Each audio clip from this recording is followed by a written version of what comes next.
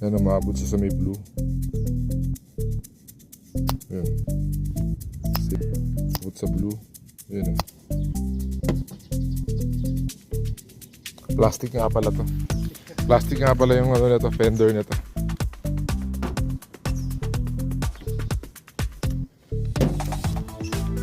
Rig paint. Ang coolant niya walang sign ng sunog. Na naluto yung tubig. Usually kasi pag nag-overheat na, may discoloration na dito na kulay pula. Kasi kulay pula yung kulang. Ito wala.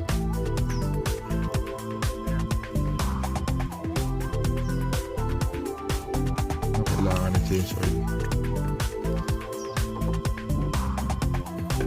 ATF. Yun, pink na pink.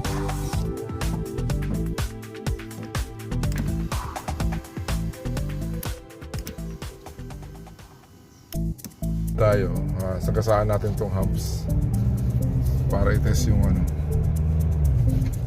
Solid, no? Subukan natin yung ano, for low, so neutral, for low, blinking yan, stop yung blinking. Okay, so engage na yan. Okay, uli sa drive.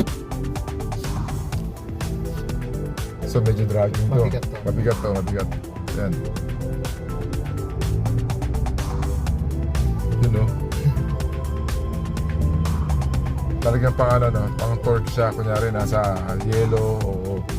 Ay, wala namang yellow sa atin eh. Putik. Yan, working. Neutral ulit. For high. Okay na, naka 4 inch na. Ito, napakalakas ang torque nito. Pero malakas ang gas, no? Oo, malakas ang gas to. Pero ito, ano na, makakabanding ka na agad ito. Oo. Hindi ka gaya yung Porto. Hindi, follow talagang pag naano ko nun, Talaga lang yun. iipit ka nun eh. Maglalaklat ng... Oo.